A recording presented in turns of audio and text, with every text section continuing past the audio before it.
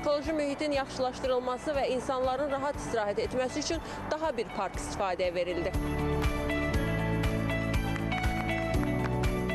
Heydər Əliyev Fondunun vitse-prezidenti, Aidiya İctimai Birliyinin təsisçisi və rəhbəri Leyla Əliyeva yeni salınmış parkla tanış oldu.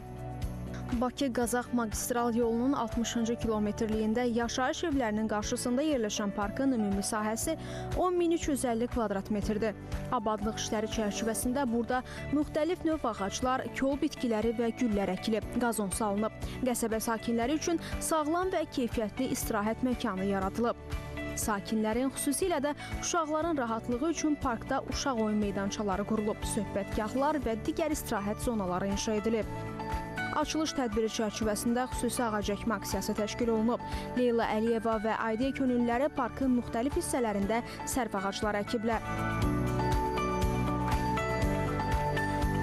Daha sonra Heydər Əliyev Fondunun vitse-prezidenti, Aidiya İctimai Birliyinin təsisçisi və rəhbəri Leyla Əliyeva uşaqlarla görüşərək onlara müxtəlif oyuncaqlar hədiyyə edib və xatirə şəkli çəkdirib.